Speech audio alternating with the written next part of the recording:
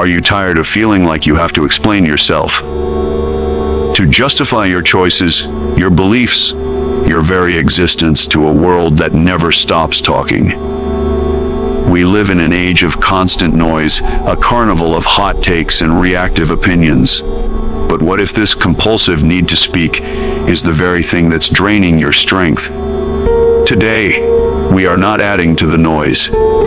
Today, we solve the problem of a weak, scattered spirit by exploring the most misunderstood source of power.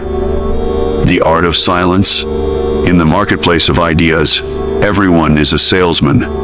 They shout their virtues, their grievances, their deepest fears, bartering for attention, for validation, for a moment of relevance. Their value is determined by the echo they create. But walk away from the marketplace.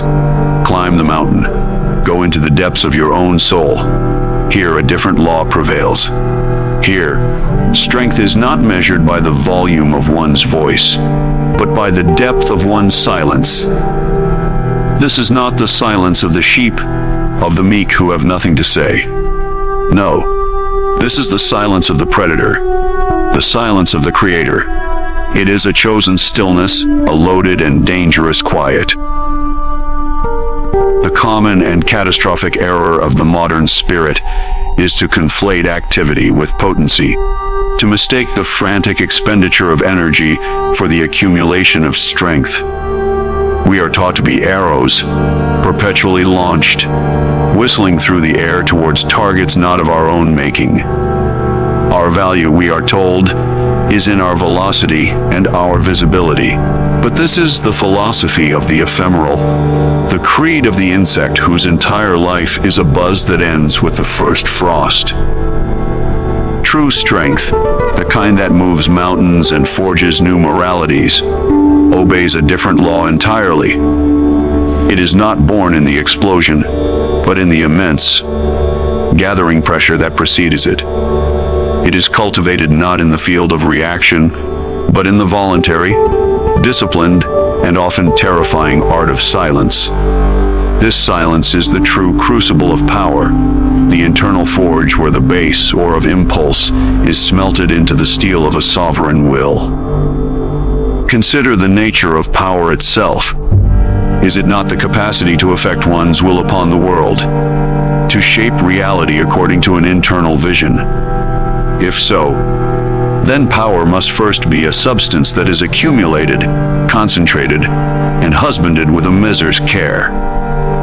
The one who speaks constantly, who reacts to every provocation, who must immediately voice every passing sentiment or grievance, is like a man who lights a match to see if his lantern has oil.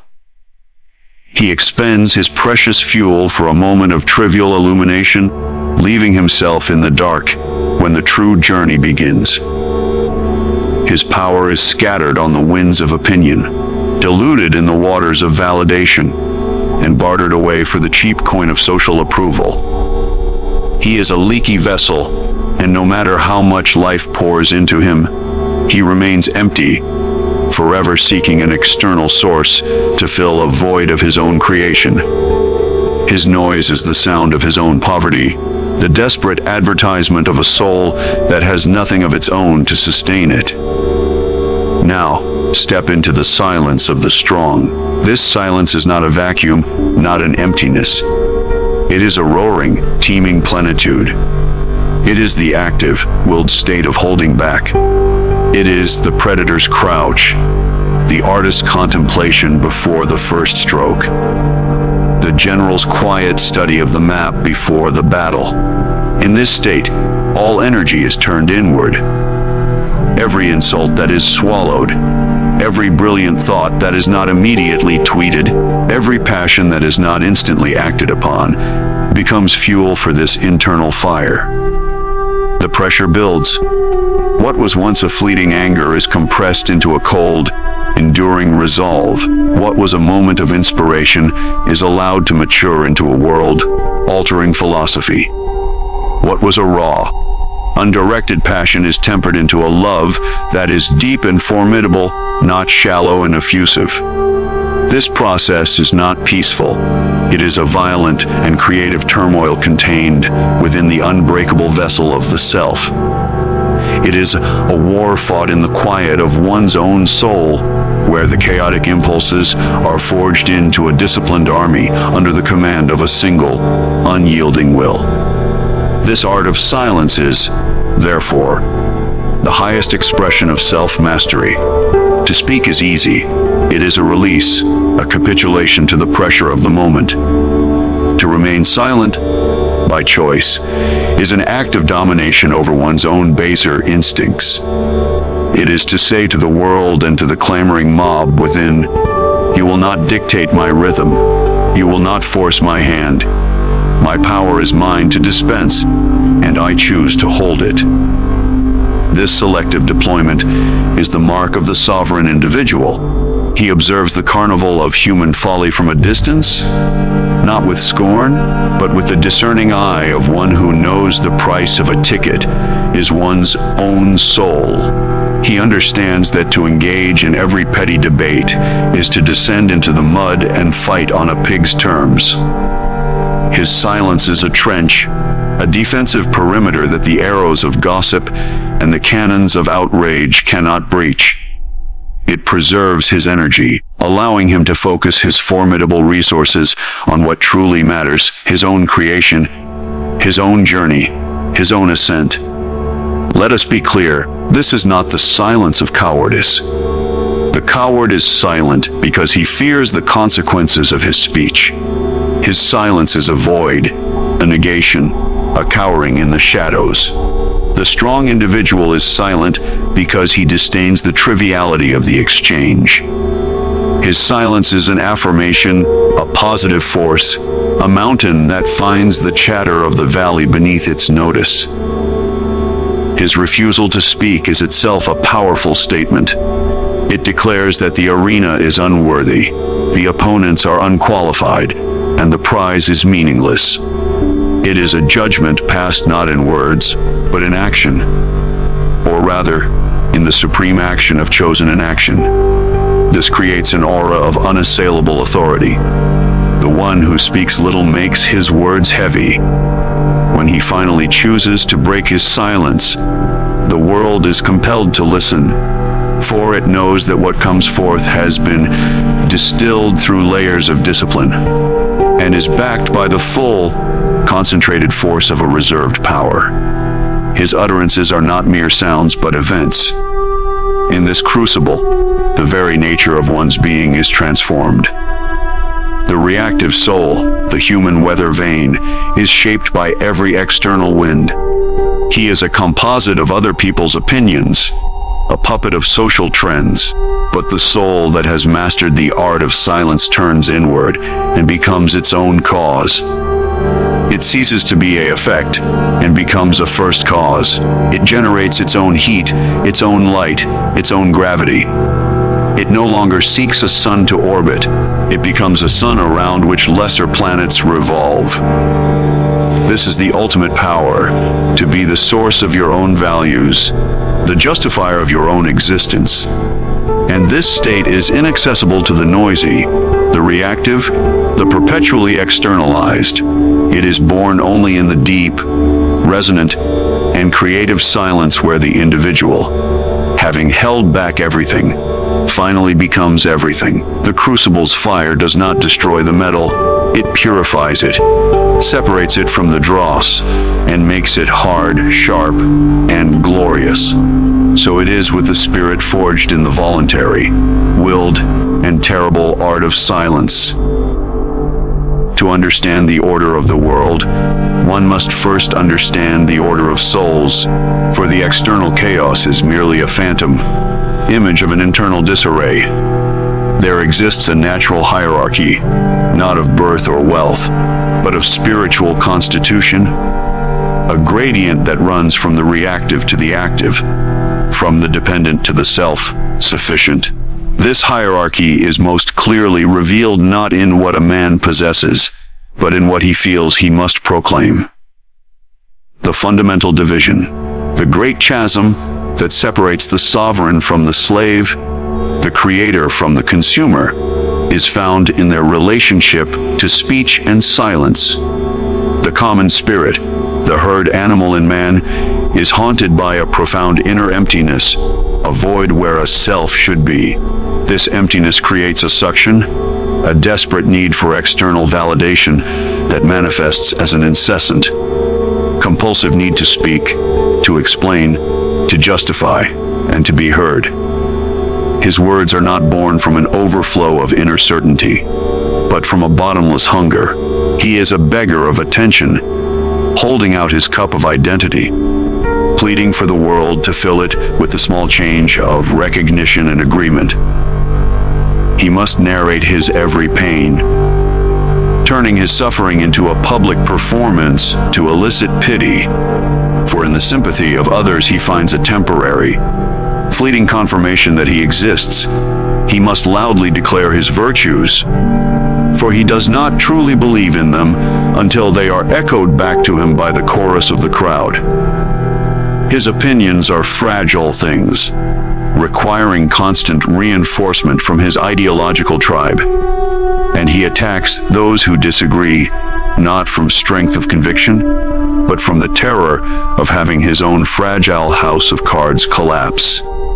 This is the psychology of the slave, the one who is not master of his own worth, who locates the source of his value outside himself, in the fickle eyes of others.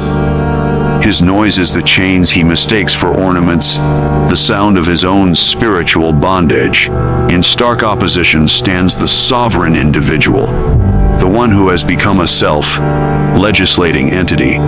His defining characteristic is a self-containment so complete that it renders the constant search for external confirmation not merely unnecessary, but contemptible. He has journeyed into the abyss of his own being and has returned, having faced the chaos and the darkness within, and having forged a meaning from it.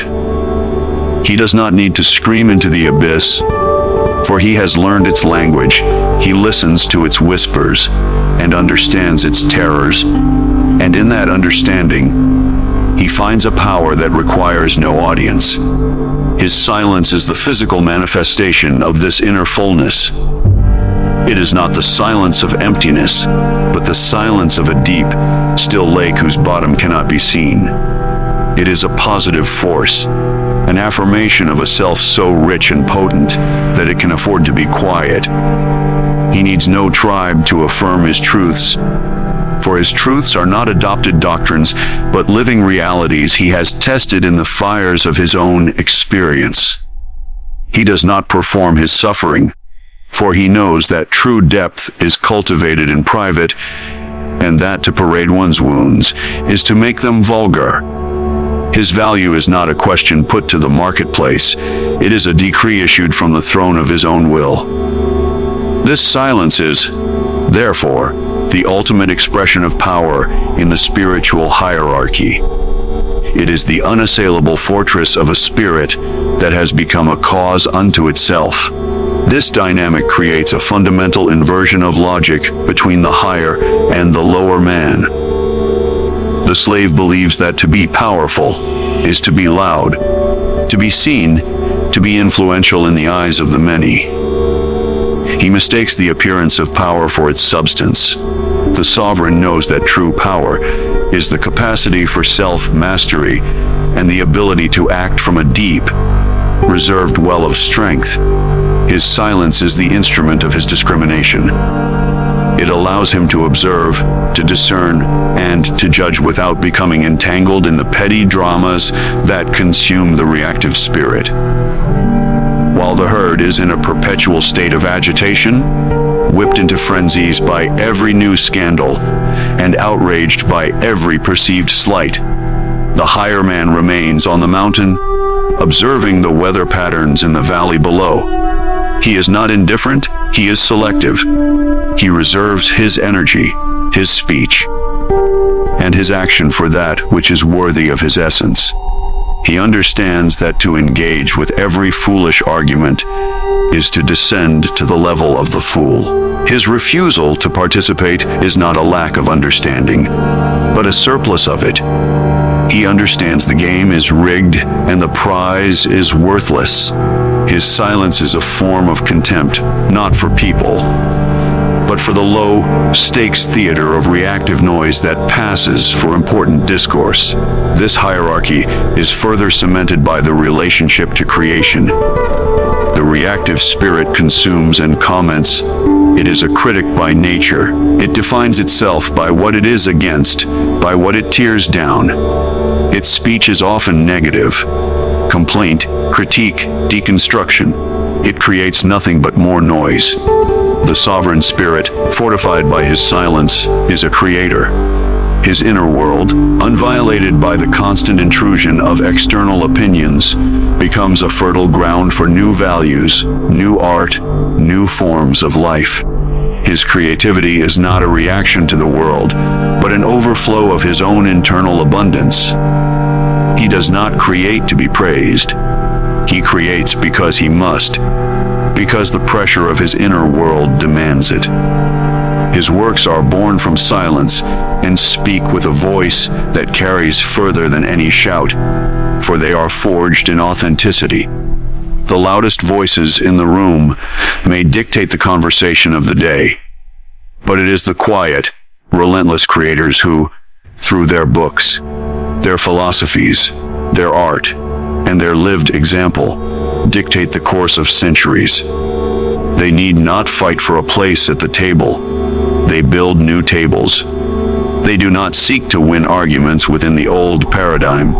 They invent new paradigms that make the old arguments irrelevant.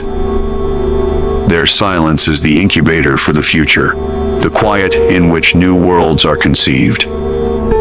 Thus, the hierarchy of the spirit is not a static classification, but a dynamic process of becoming. One ascends not by clamoring for a higher rung on the existing ladder, but by turning inward, confronting the abyss, and learning the profound, world-altering discipline of holding one's tongue, thereby accumulating the spiritual gravity that eventually pulls all of life into a new orbit around the sun of a self, created self. In the carnival of noise, we barter our strength for the cheap coin of attention. But true power lies in the disciplined silence of the predator, not the reactive chatter of prey. By turning inward, we cease begging for validation and begin building an unassailable self. Silence is the forge where raw impulse is tempered into unyielding will. Let the weak clamor. Your strength grows in the quiet, reserved for the moment your action will thunder with a meaning beyond all words. The mountain does not scream, yet it shapes the horizon.